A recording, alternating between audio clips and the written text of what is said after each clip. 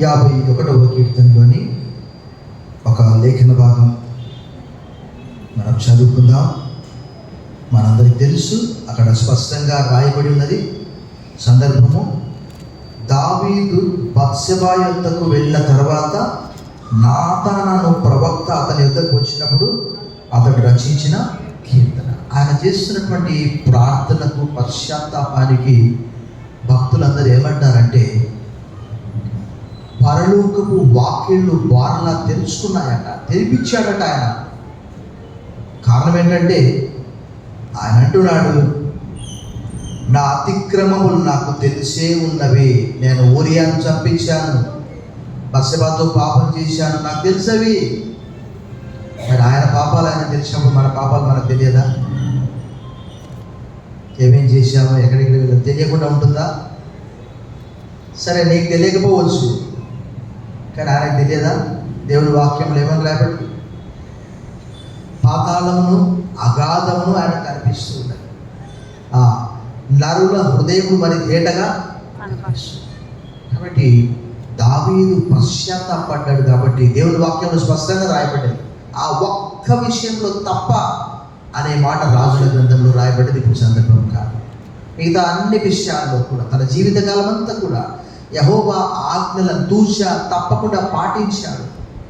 ఆయన తర్వాత ఆయన వల్ల జీవించిన వారిలో ఒక హిజ్కియా మాత్రమే దావీదుకు.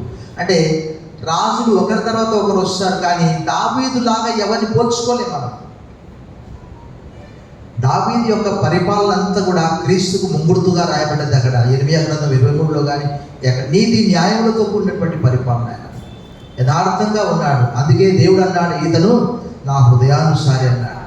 కాబట్టి మరి ఆయన అతిక్రమాలు ఆయనకు తెలిసినప్పుడు, నా పాపం ఎల్లప్పుడు నా ఎదుట కనిపిస్తున్నది నాకు అంటాడు. 139వ కీర్తనలో కూడా అదే అంటాడు, మాట నా నాలుగు రాకముందు అది నీకు పూర్తిగా. మరి ఆయన తప్పిదం తెలిసినప్పుడు మన తప్పిదం తెలియదా? మనం ఎవరెవరిని గాయపరిచాము, ఎవరెవరిని తిట్టాము, దూషించాము, ద్వేషించాము, చెడుగా మాట్లాడాము, అబద్ధాలు మాట్లాడాము, అది తెలియదా?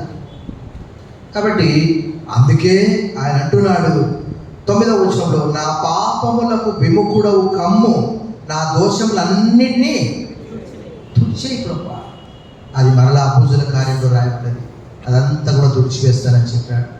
43 యెషయా గ్రంథం 25లో కూడా నేనే నా చిత్తానుసారంగా మీ పాపములను తుడిచివేస్తాను, ఇక ఎన్నటికీ జ్ఞాపకం చేసుకున్నాను. సో అలాగే మనం కూడా అతిక్రమములు దాచిపెట్టువాడు వర్ధిల్లవాడు, ఒప్పుకొని విడిచిపెట్టువాడు దినదినము అదే చేస్తే లాభం ఏంటి? ప్రభా ఇదొక్కసారి, ప్రభా ఇదొక్కసారి, ప్రభా ఇదొక్కసారి. ఖచ్చితంగా దేర్ విల్ బి పనిష్మెంట్. దేవుని యొద్ద నుండి ఎవరు కూడా తప్పించుకోవడానికి వీలు లేదండి. మనం చూస్తాం, మోషే ఏం నరహత్య చేయలేదు. అంటే అఫ్కోర్స్ ధర్మశాస్త్రం కంటే ముందు చేశాడు. వాళ్ళు అలా అంటే కయీను కూడా చేశాడు. ధర్మశాస్త్రం తర్వాత ఆయన ఏం చేశాడు? ఒకే ఒక్క మాట, ద్రోహులారా ఈ బండలో నుండి నీరు రప్పించాలని మాట్లాడమంటే కొట్టాడంతే. అప్పటికి 40 సంవత్సరాలు అయిపోయింది. ఇంకా అప్పుడు ఆయన అన్నాడు, నా పరిశుద్ధతను మీరు నమ్ముకోలేదు కాబట్టి మీరు వాగ్దాన భూమిలో ప్రవేశించలేరు అన్నాడు.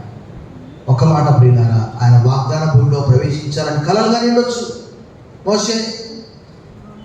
నిన్న వార్తాపత్రికలో చూస్తే ఒక ఒలింపిక్స్లో ఆటలాడే ఆమె కేవలం కేవలం కేవలం డిస్క్వాలిఫై కావడానికి కారణం ఏంటి తెలుసా?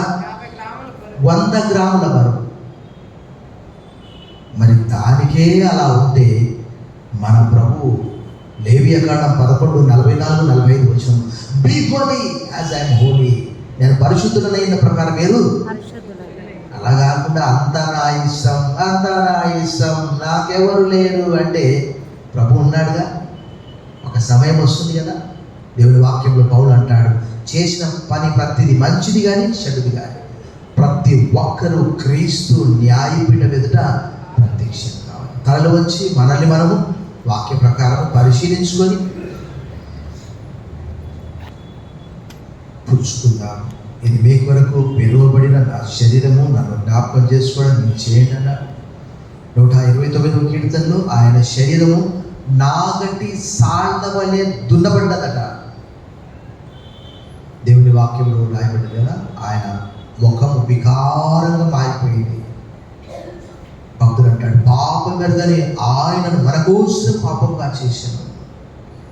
సో మనల్ని మనం పరీక్షించుకొని చిన్న ప్రార్థన చేసుకుందాం. సోదరుడు జయకుమార్ ప్రార్థిస్తాడు.